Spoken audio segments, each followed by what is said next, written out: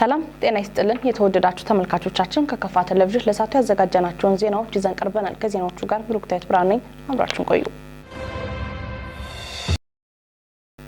ፕሮጀክቶችን በተቀመጠላቸው ጊዜ ከማጠናቀቅ አኳያ በተጠናቀቀው በጀት ዓመት የተስተዋሉን የባለድርሻ አካላት ርብርብ በተያዘው በጀት ዓመት ተጠናክሮ ማስቀጠል የሚገባ የዴቻ ወረዳ ፋይናንስና ኢኮኖሚ ልማት ጽሕፈት ቤት አስታወቀ።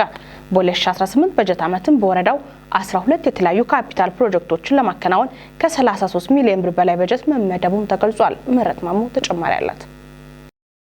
የጽህፈት ቤቱ ኃላፊ አቶ አንተነ እንዳለ ለከፋ ቴሌቪዥን እንደተናገሩት የተጀመሩ ፕሮጀክቶችን በወቅቱና በጥራት ለማጠናቀቅ ውጤታማ ርብርብ ተደርጓልን ብሏል።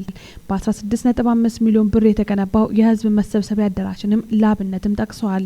ወደ 4 ሚሊዮን ብር በሚጠጋ በጀት የቦባ ገጫ ታዳጊ ማዘጋጃ የቄራ አገልግሎትና የከብት በረት ግንባታ መጠናቀቁንም ኃላፊው ገልጸዋል።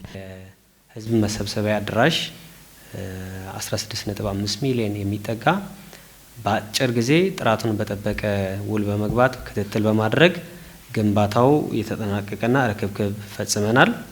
ሁለተኛ ቦባ ገጫ ከተማ ላይ የቄራ ግንባታ 1,566,000 እና ከዛ በላይ እሱንም በአጭር ጊዜ ውል ገብተን ከኮንትራክተሩ ጋር ጥራት ባለው ሁኔታ ርክብክብ ተፈጽሟል።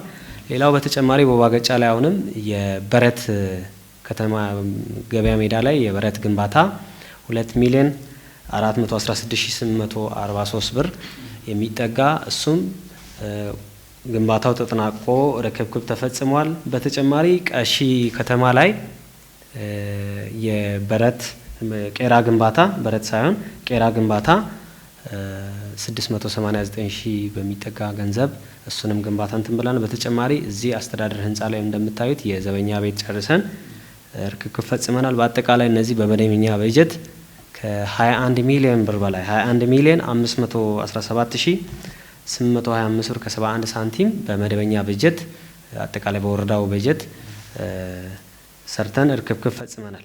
በተጠናቀቀው በጀት ዓመት በቀሺ ታዳጊ ማዘጋጃ ቤት የቄራ አገልግሎት ማዕከልን ጨምሮ ሌሎች የመሰረተ ልማት ጥያቄዎችን ለመመለስ ከመደበኛ በጀት 21 ሚሊዮን ከ500 ሺህ ብር በላይ በመመደብ ርክክብ መፈጸሙንም ተናግረዋል። የካፒታል ፕሮጀክት ልማት በመንግስት ውስን ሀብትና ጥረት ብቻ እንደማይሳካ የጠቆሙት ኃላፊው መንግስታዊ ያልሆኑ ድርጅቶች ተሳትፎም አበረታች መሆኑንም አስረድቷል። በድምሩ ከ8.5 ሚሊዮን ብር በላይ በጀት ወጪ የተደረገባቸው ፕሮጀክቶችን መንግስታዊ ያልሆኑ ድርጅቶችን በማስተባበር መስራት መቻሉንም አመላክቷል። በኤፍኤስአርፒ ፕሮግራም ወይም በስርዓተ ምግብ ፕሮግራም በሚባል ፕሮጀክት ቡልካቡል ቀበሌ ላይ የአትክልትና ፍራፍሬ መጋዘን ግንባታ ተጀምሮ ያው በመጠናቀቅ ደረጃ ላይ ይደረሳል። ሁለተኛ ዙር ፔመንት ወይም ግንባታ ክፍያ ከፍለናል።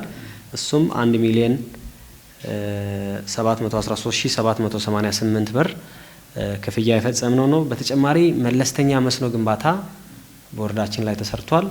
ይሄም 6 ሚሊዮን 519,083 ብር መስኖ ግንባታ ተሰርቶ ግንባታው የተጠናቀቀ ነው። በተጨማሪም በሰቆጣ ቃል ኪዳን ፕሮግራም 2 አዲስ ምንጭ ግንባታና 1 ምንጭ በቦታው ላይ ጥገና ተደርጎ 361,383 ብር ይሄም ተሰርቶ ለህዝቡ አገልግሎት እየሰጠ ነው የሚገኘው። በ2018 በጀት ዓመትም በወረዳው 12 የተለያዩ ካፒታል ፕሮጀክቶችን ለመስራት የታቀደ ሲሆን ከ33 ሚሊዮን ብር በላይ በጀት ተመድቧልን ብሏል። እንደ ዴቻ ወረዳ ፋይናንስና ኢኮኖሚ ጽሕፈት ቤት ኃላፊ አቶ አንተነ እንዳለ ገለጻ በወረዳው እየታየ ያለውን የመንገድ ችግር ለመፍታት 55 ሚሊዮን ብር በሚጠጋ በጀት ማሽነሪዎችን ለመግዛት ታቅዷልን ብሏል። የአዳራሽ ግንባታ ላይ ወንበር ጨረታ አውጥተን በሂደት ላይ ነው አሁን ያለው ግዴታ ወጪ ላይ ስለያዝን ማለት ነው። በተጨማሪ ደግሞ የማሽን ግዢ የሲኖትራክ እና የግሪደር ማሽን እቅድ ውስጥ አስገብተናል። ሲኖትራክ ከዚህ በፊት ጨረታ የማቀፍ ግዢ በክልሉ ማቀፍ ግዢ ውል ገብተን 30% ቅድመ ክፍያ ከፍለን 2 ሲኖትራክ አሁን በመጠባበቅ ላይ እንገኛለን። 70% ክፍያውን በዚህ በጀት ዓመት ነው የምንከፍለው ነው። ነገር ግን ግሪደር ግዢ በዚህ በጀት ዓመት እንገዛለን። የግሪደር ማሽን ግዢ እንገዛለን። በአጠቃላይ ለነዚህ ግዴታ ወጪዎች ማሽን ግዢ ከአዳራሽ ወንበር ጋራ ወደ 55 ሚሊዮን እና ከዛ በላይ የሚጠጉ በጀቶችን የያዝን መሆኑን እገልጻለሁ። ውጥኑ እንዲሳካም የባለድርሻ አካላት የተቀናጀ እንቅስቃሴና የህብረተሰቡን ተሳትፎ ማጠናከር እጅግ አስፈላጊ መሆኑንም ጠቁመዋል። በወረዳው በተገባደደው በጀት ዓመት ለጸጥታ ተግባር በተሰጠው ልዩ ትኩረት የተሻለ ውጤት መመዝገቡን የጊምቦ ወረዳ አስተዳደር ገለጸ። በወረዳው የጸጥታ ምክር ቤት የ2017 በጀት ዓመት አፈጻጸም ግምገማና የ2018 እቅድ ላይ ውይይት አካሂዷል። ዘገባው የባልደረባችን አንተነህ ፍቃዱ ነው፣ እንደሚከተለው ይቀርባል።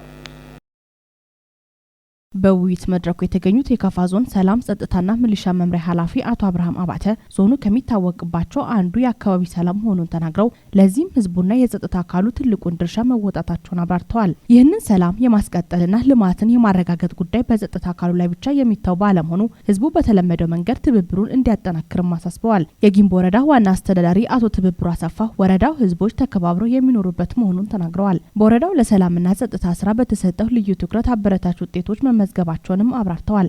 አልፎ አልፎ የአካባቢውን ህዝብ ባህል በማይወክሉ ትናንሽ የስርቆት ወንጀሎች ላይ የተሰማሩ ግለሰቦችን የማጣራትና ወደ ህግ የማቅረብ ስራ የተሰራ መሆኑንም ተናግረዋል። በ2017 በጀት ዓመት የታዩ ጠንካራ ጎኖችን ለማስቀጠል ሁሉም የድርሻውን ሊወጣ እንደሚገባ አቶ ትብብሩ አሳስበዋል። በወረዳው ጠንካራ የጸጥታ አደረጃጀቶች መፍጠር መቻሉንም ገልጸዋል። የጊምቦ ወረዳ ሰላም ጸጥታና ሚሊሻ ጽህፈት ቤት ኃላፊው አቶ ስንታየው በየነ ተቋሙ የወረዳውን ህዝቦች ሰላም ከማስጠበቅ አልፎ በርካታ ተግባራትን በማከናወን ውጤት ማስመዝገብ መቻሉን ገልጸዋል። በአንዳንድ አካባቢዎች የሚፈጠሩ ችግሮችን ከዞኑ ሰላም ጸጥታና ሚሊሻ መምሪያ ጋር በመተባበር ዘላቂ ሰላም ማምጣት ተችሏል ነው ያሉት። አቶ ስንታየው አክሎ ማህበረሰቡ ለሰላም ቅድሚያ በመስጠት ከጸጥታ አካላት ጎን በመሆን ለሰላምና ደህንነት ጉልህ አስተዋጽኦ እያደረገ በመሆኑ አመስግነዋል። የሴክተሩና የወረዳ ፖሊስ ጽህፈት ቤት የ2017 በጀት ዓመት የስራ አፈጻጸምና የ2018 እቅድ በውይይት መድረኩ ላይ ቀርቦ ተመክሮበታል። የተመዘገበው ውጤት በምኞት ብቻ የመጣ ሳይሆን ሁሉም አካላት ትኩረት ሰጥተው በመስራታቸው የመጣ በመሆኑ ተጠናክሮ ሊቀጥል እንደሚገባ አስተያየት ተሰጥቶበታል። ወረዳው የማህበረሰቡን ሰላም ከማስጠበቅ ባለፈ በሁሉም ዘርፍ እያስመዘገበ ያለውን መልካም ተግባር አጠናክሮ እንዲያስቀጥልም የበኩላቸውን እንደሚወጡ ተናግረዋል። ለተነሱ አስተያየቶች ከመድረኩ ምላሽ የተሰጠ ሲሆን ጠንካራ ጎኖችን በማስቀጠልና መስተካከል ያለባቸውን በመውሰድ ለበለጠ ውጤት እንደሚሰራም አብራርተዋል። ሁሉም አካላት ከጸጥታ አካላት ጎን በመሆን ዘላቂ ሰላምን ማስፈን ላይ እንዲሰሩም አሳስበዋል። በውይይት መድረኩ የካፋ ዞን ፖሊስ መምሪያ ኃላፊ ኢንስፔክተር አጥናፉ አባተና የዞን ፖሊስ ማኔጅመንት አባላት፣ የወረዳ ብልጽግና ፓርቲ ቅርንጫፍ ጽህፈት ቤት ኃላፊ አቶ አጥናፉ ጌታቸውን ጨምሮ ሁሉም ባለድርሻ አካላት ተሳታፊ ሆነዋል። ወንጀልን አስቀድሞ በመከላከል ሰላምን ማጽናት ላይ ሁሉም በትኩረት መስራት እንደሚገባ የአዲ ወረዳ አስተዳደር አሳሰበ። የወረዳው ሰላም ጸጥታና ሚሊሻ ጽህፈት ቤት የ2017 በጀት ዓመት አፈጻጸም ግምገማና የ2018 እቅድ ላይ ውይይት አካሂዷል። ዘገባው የባልደረባችን ሀብታሙ ወልደስላሴ ነው። ምህረት ማሙት አቅርቧለች። የወረዳው ምክትል አስተዳዳሪ አቶ ገረሙ ገብሬ የጸጥታ መዋቅር የመጀመሪያ ተልዕኮ ቅድመ መከላከልና ከዚያ በላይ ሲሆን ደግሞ የህግ ማስከበር ጉዳይ በመሆኑም ከምንም በላይ ትኩረት ሰጥቶ መስራት አለበትም ብለዋል። የጸጥታ ተግባር ለነገ የማይባል መሆኑን የገለጹት አስተዳዳሪው ሰላምን የመጠበቅና የማስጠበቅ ጉዳይ የፖሊስ ብቻ ሳይሆን በህብረተሰቡ ዘንድ እየታየ ያለውን የግንዛቤ ችግር በመቅረፍ የተቀናጀና የተጠናከረ ስራ መስራት እንደሚያስፈልግም ገልጸዋል። ፖሊስ ወረዳውን ከችግርና ከወንጀል የጸዳ ለማድረግ ከታችኛው መዋቅር ጋር በመቀናጀት የተሻለ አፈጻጸም ለመፈጸም የጋራ ርብርብ በማድረግ ለአካባቢው የሰላም ዘብ መሆን እንዳለበትም አሳስበዋል። የአዲ ወረዳ ብልጽግና ፓርቲ ቅርንጫፍ ጽህፈት ቤት ኃላፊና የመንግስት ዋና ተጠሪ አቶ አስራት አደመ በበኩላቸው አባሉ ከመረጃ ውጭ ሳይሆን በሰለጠነው ሙያ የህዝቡን ሰላም በማስጠበቅ በጊዜ የለኝም እሳቤ ስልታዊ ስራውን ማጠናከር አለበትም ብለዋል። የመንግስት ዋና ተጠሪው አክለውም ህዝቡ የሚጠይቀውን በሰላም ወጥቶ በሰላም የመግባት ጥያቄዎችን በአግባቡ ለመመለስ በቅንጅትና በተጠናከረ መንገድ ልንሰራ ይገባል በማለት ችግሮችን ውስጣዊ በማድረግ ቀጣይ ተልዕኮ ላይ መዘጋጀት አለብንም ብለዋል። ፖሊስ የመረጃ ስርዓቱን በማዘመን ፈጣንና ቀልጣፋ አገልግሎት ለህብረተሰቡ ሊሰጥ ይገባል ያሉት የወረዳው ሰላም ጸጥታና ሚሊሻ ጽህፈት ቤት ኃላፊ አቶ በላቸው በዛቢ የተሻለ አፈጻጸም እንዲመዘገብ በቅድሚያ የአመለካከት አንድነት ሊኖር ይገባልን ብለዋል። በቀጣይ የስራ ጊዜያት የተሳካ ማህበረሰብ አቀፍ ወንጀል መከላከል፣ የምርመራና የትራፊክ ደህንነት ስራዎች ላይ ውጤታማ ለመሆን በየደረጃ ያሉ ባለድርሻ አካላት ጥረትና ትኩረት መታከል እንዳለበትም አሳስበዋል። የወረዳው ፖሊስ አዛዥ ተወካይ ዋና ሳጅን ንጉሴ የማህበረሰብ አቀፍ ወንጀል መከላከል ስራው በሁሉም አካባቢዎች ላይ አቀናጅቶ ያለ መምራት የፖሊስ ቀን አከባበርና ወንጀል መከላከል ስራው ህዝባዊ መሰረት ለማስያዝ የቀበሌ ፖሊስ አገልግሎት ሰጪ ማዕከላት ግንባታ ጉዳይ ትኩረት ሰጥተው ያለ መስራት ችግሮች እየተስተዋሉ ያለውን ለተልእኮ ዝግጁ ያለመሆን አዝማሚያዎችን መታረም እንዳለበትም አሳስበዋል። አንዳንድ አስተያየት የሰጡት ፖሊስ አባላትም በበጀት ዓመቱ በወረዳው መንግስት በኩል ለፖሊስ ተቋም እየተደረገው ተመጣጣኝ ድጋፍ በጣም የተሻለ መሆኑን በማንሳት ወጥ የሆነ አመለካከት ባለመኖሩ በወረዳ ደረጃ የታቀዱ እቅዶችን ሙሉ በሙሉ መፈጸም ያለመቻሉንም ገልጸዋል። በአንዳንድ ቀበሌዎች ላይ የተሻለ አፈጻጸም እየተመዘገበ ሲሆን በውስን ቀበሌዎች ላይ ደግሞ ወጥ የሆነ ውጤቶች ያለመመዝገባቸው የአባላት የአመለካከትና የተግባር አንድ ያለ መሆኑን ገልጸው በጀት ዓመት መፈጸም እየተቻለ ያልተፈጸሙ ተግባራትን ለቅድመ እቅዳችን አካል በማድረግ የወንጀል መከላከል ስራዎችንም ማጠናከር አለብንም ብለዋል። ቁርጠኛ አባል በአቋም በደገፈበት አካባቢዎች ላይ ተጨባጭ ውጤት እየታየ መሆኑን ህዝቡ ምስክር መሆኑን የገለጹት በመሰረቱ ሰላም ከራስ የሚጀምር በመሆኑም ሰላምን ከሩቅ የምንሻው ሳይሆን በእጃችን ያለ በእያንዳንዱ ሰው ውስጥም የሚገኝ በመሆኑ ህብረተሰቡ የሰላም እሴቶቻቸውን ለተተኪ ትውልድ በማስተማር ሰላማችንን በዘላቂነት በማረጋገጥ አዎንታዊ አስተዋጽኦ ማበርከት ይኖርብናልን ብለዋል። በእውቀትና በአፈጻጸም የበቃ አመራርን መፍጠር ሁለንተናዊ ብልጽግናን እውን ማድረግ እንደሚገባ የደቡብ ምዕራብ ኢትዮጵያ ህዝቦች ክልል ብልጽግና ፓርቲ ቅርንጫፍ ጽህፈት ቤት ገለጸ። ጽህፈት ቤቱ የ2017 በጀት ዓመት የአመራር ግምገማና ምዘና መድረክ በቦንጋ ከተማ አካሂዷል። ዘገባው የክልሉ መንግስት ኮሚኒኬሽን ጽዮን ታደለ ታቀርባለች። የምዘና ስርዓቱ ሁለንተናዊ ብልጽግና የሚያረጋግጥ ራዕይን እውን ለማድረግ የአመለካከት ጥራት፣ የአመራር ስርጭት ብቃት፣ በስነ ምግባር የታነጸ በእውቀትና በአፈጻጸም የበቁና የላቁ አመራርን ለመፍጠር ምቹ መደላደል እንደሚፈጥር የክልሉ ርዕሰ መስተዳድር ዶክተር ኢንጂነር ነጋሽ ዋጌሾ ገልጸዋል። ምዘናው እርስ በእርስ በመገነባባትና ውጤትን መሰረት ባደረገ አሳታፊ፣ ግልጽ፣ ወጥና ፍትሃዊ በሆነ መንገድ ምዘናውን በማስፈጸም የፓርቲውን አመራር ጥራትና ውጤታማነት ማሳደግ የምዘናው ዓላማ መሆኑን ጠቅሰዋል። አመራሩ የፓርቲና የመንግስት ተልዕኮ በመፈጸምና በማስፈጸም ዝንፈቶችን ለማረምና ጥንካሬዎችን ለማስቀጠል የህዝቡን ሁለንተናዊ ተጠቃሚነት ለማረጋገጥ የተዘጋጀ መሆኑን ጠቅሰዋል። የክልሉ ብልጽግና ፓርቲ ቅርንጫፍ ጽህፈት ቤት ኃላፊ አቶ ፍሬያማን በበኩላቸው አመራሩን በተገቢ ሁኔታ በማጥራት መልሶ በማደራጀት የክልሉን ሁለንተናዊ እድገት ለማፋጠን የህዝቡን የመልማት የመልካም አስተዳደር ጥያቄዎችን የመበልጸግ ፍላጎቱን ለማሳካት የሚችል የአመራር ብቃትና ዝግጁነት ለመፍጠር የተዘጋጀ መድረክ ነው ብለዋል። መድረኩ ችግሮችን የሚፈታ የመፍትሄ አቅጣጫ የሚያስቀምጥ በአካባቢው ያሉትን የህዝቡን ልማት የመልካም አስተዳደር ጥያቄዎችን ፍትሃዊ ተጠቃሚነት ህብረ ብሔራዊ አንድነትን ሊያጎላ የሚችል የመገንቢያ መድረክ መሆኑን አመላክተዋል። የፓርቲ መሪዎችን ማዕከል ያደረገ እርስ በርስ መገነባባት የሚያስችልና ወጥ የሆነ አሰራር እንዲሰፍን ከማስቻሉ በተጨማሪ የፓርቲው መሪዎች እሴቶችና አሰራሮች በጥብቅ ዲፕሎማሲ እንዲመሩ ፋይዳው የጎላ እንደሆነ ገልጸዋል። በዚህም ጠንካራ የአመራር ስርዓት እውን በማድረግ ጠንካራ ፓርቲና ተቋማዊ አደረጃጀት ለመፍጠር የምዘና ፋይዳው የጎላ በመሆኑ አመራሩ በዲሞክራሲያዊ መንገድ የነቃ ተሳትፎና ትግል ማድረግ ይጠበቅበታል ብለዋል። ከሀገሪቱ የህዝብ ቁጥር ከ2 በመቶ ለማይበልጠው የመንግስት ሰራተኛ የተደረገውን የደሞዝ ማሻሻያውን ተከትሎ የኑሮ ውድነቱን ለማባባዝ የሚጥሩና የሚያስቡ ነጋዴዎች ላይ ጠንካራ ቁጥጥር በማድረግ የማያዳግም እርምጃ እንደሚወስድ የሳይለም ወረዳ ንግድና ኢንዱስትሪ ጽህፈት ቤት አስጠነቀቀ። የጽህፈት ቤቱ ኃላፊ አቶ በላይ ጆቢር እንደገለጹት በመስከረም ወር ለመንግስት ሰራተኞች እንደሚደረግ የተገለጸውን የደሞዝ ማሻሻያ ተከትሎ ያልተገባ የዋጋ ጭማሪ በሸቀጦች ላይ የሚያደርጉ ስግብግብ ነጋዴዎችን የመቆጣጠር ስራ በተደራጀና በተቀናጀ መንገድ ይሰራል ብሏል። አቶ በላይ አክሎም ያልተገባ የዋጋ ጭማሪ ከማድረግ በዘለለ ምርቶችን መደበቅ ከዚህ ቀደም ታይቶ የነበረ ስለሆነ በእንዲህ አይነቱ የስግብግብነት ባህሪ ውስጥ የተዘፈቁ ነጋዴዎች ሊጠነቀቁ ይገባል ብሏል። የደሞዝ ማሻሻያ በመስከረም ወር የሚደረግ በመሆኑ የዘመን መለወጫ በዓልን ምክንያት በማድረግ የተጋነኑና ያልተገቡ የሸቀጦች ዋጋ ንረቶች ሊስተዋሉ ስለሚችሉ ህብረተሰቡ የጸጥታ አካላትና በጎ ፈቃደኞች እንዲህ አይነቱን ድርጊት ሲያስተውሉ ጥቆማ እንዲሰጡ ጽህፈት ቤቱ አሳስቧል። የደሞዝ ማሻሻያ ውሳኔ ከንግድና የግብይት ስርዓቱ ጋር ምንም የሚያገናኘው ነገር አለመኖሩን የገለጹት አቶ በላይ ህገወጥ እንቅስቃሴ በሚያደርጉ ነጋዴዎች ላይ የክትትልና ቁጥጥር ስራን በማጠናከር አስተማሪ እርምጃ እንደሚወሰድም ከወዲሁ አስጠንቅቀዋል። ዘገባው የወረዳ መንግስት ኮሚኒኬሽን ነው። በትምህርት ለትውልድ ንቅናቄ የተከናወኑ ተግባራት የዘርፉን የፋይናንስ አቅም በማሳደግ ለትምህርት ጥራት መረጋገጥ ጉልህ ሚና እያበረከቱ መሆኑን የትምህርት ሚኒስቴር አስታወቀ። ፍትሐዊና ጥራት ያለው ትምህርት ለሁሉም በሚል መሪ ቃል የአጠቃላይ ትምህርት ልማት ዘርፍ ሀገር አቀፍ ምክክር ለ2 ቀናት በሐዋሳ ከተማ ተካሂዷል። ዘገባ የኢትዮጵያ ዜና አገልግሎት ነው፣ እንደሚከተለው ይቀርባል።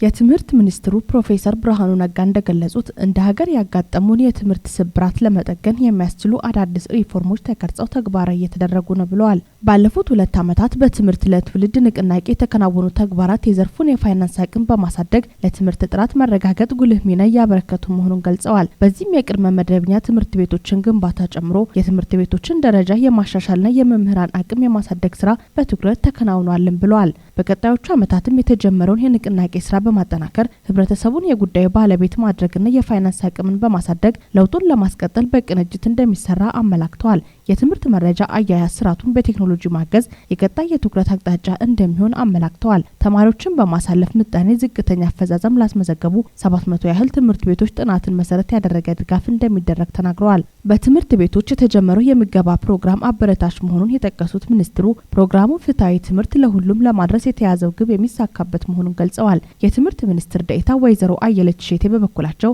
ባለፉት የለውጥ ዓመታት በአጠቃላይ ትምህርት ዘርፍ የተሰሩ ስራዎች ተስፋ ሰጪ መሆናቸውን ገልጸዋል። በትምህርት ቤት ምገባ፣ ስርዓተ ትምህርት ዝግጅትና ትግበራ፣ በመምህራንና ትምህርት ቤት አመራሮች አቅም ግንባታ፣ በትምህርት ተደራሽነትና ፍትሐዊነት ላይ ዘርፈ ብዙ ተግባራት መከናወናቸውን ገልጸዋል። በትምህርት ለትውልድ የሚከናወኑ ተግባራት አፈጻጸም በሁሉም ክልሎች ተመሳሳይ ማድረግን ጨምሮ ከትምህርት ገበታ የሚቀሩ ተማሪዎችን ትምህርት ቤት ማስገባት፣ የዘርፉን አሰራር በቴክኖሎጂ ማገዝ በቀጣይ ትኩረት የሚፈልግ ስራ ነው ብሏል። እንደ ሀገር በትምህርት ዘርፍ የተጀመረውን ለውጥ ተከትሎ በሲዳማ ክልልም ዘርፈ ብዙ ተግባራት መከናወናቸውን የገለጹት ደግሞ የክልሉ ምክትል ርዕሰ መስተዳድርና ትምህርት ቢሮ ኃላፊ አቶ በየነ በራሳ ናቸው። በክልሉ ከ2014 ዓ.ም ጀምሮ የሲዳማ ትምህርት ተሃድሶ ፕሮግራም ፈንድ በማቋቋም በተሰራው ስራ ከ700 ሚሊዮን ብር በላይ በሆነ ወጪ 78 ቅድመ መደበኛ ትምህርት ቤቶች ግንባታ መከናወኑን ተናግረዋል። በትምህርት ለትውልድ ፕሮግራም ንቅናቄም የትምህርት ቤቶችን ደረጃ ማሻሻል የሚያስችሉ ተግባራት መከናወናቸውና የተማሪዎችን ውጤት ለማሻሻል የተጀመሩ ስራዎችም ተስፋ ሰጪ መሆናቸውን ገልጸዋል።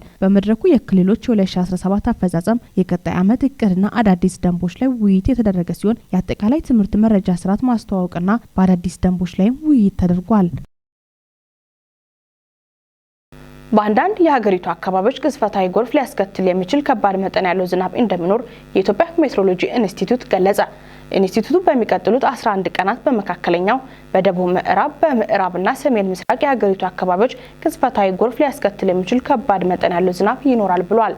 ካለፉት የክረምት ወራት ጀምሮ መደበኛና ከመደበኛ በላይ ዝናብ ባገኙት በእነዚህ አካባቢዎች በሚቀጥሉት ቀናትም ከመደበኛ በላይ የዝናብ መጠንና ስርጭት የሚኖር መሆኑን በኢንስቲትዩቱ የሜትሮሎጂ ትንበያ ቅድሚያ ማስጠንቀቂያ ምርምር ዘርፍ ምክትል ዋና ዳይሬክተር ዶክተር አሳምነው ተሾመ ለኢቢሲ ዶስትሪም ገልጸዋል። ይህ ሁኔታ በተለየ ለጎርፍ ተጋላጭ በሆኑ አካባቢዎች ተጽዕኖ እንዳያደርስ አስፈላጊውን ቅድመ ጥንቃቄና ዝግጅት ማድረግ እንደሚያስፈልግም ዶክተር አሳምነው አሳስበዋል። በሌላ በኩል በምዕራብ፣ ሰሜን ምዕራብ፣ በሰሜን ምስራቅና የደቡብ የሀገሪቱ ክፍሎች ከቀላል እስከ መካከለኛ መጠን ያለው ዝናብ እንደሚኖር ዋና ዳይሬክተሩ ተናግረዋል። የተወደዳችሁ ተመልካቾቻችን ከከፋ ቴሌቪዥን ለሰዓቱ ያዘጋጀናቸው ዜናዎች እስካሁኖቹ ነበሩ። ዜናዎቹን በመምራት ብሩክታዊት ብርሃኑ አብራችሁ ቆይታ አደረግኩ። ቀሪ ጣቢያችን መሰናዶች ይቀጥላሉ። በእኔ በኩል መልካም ጊዜ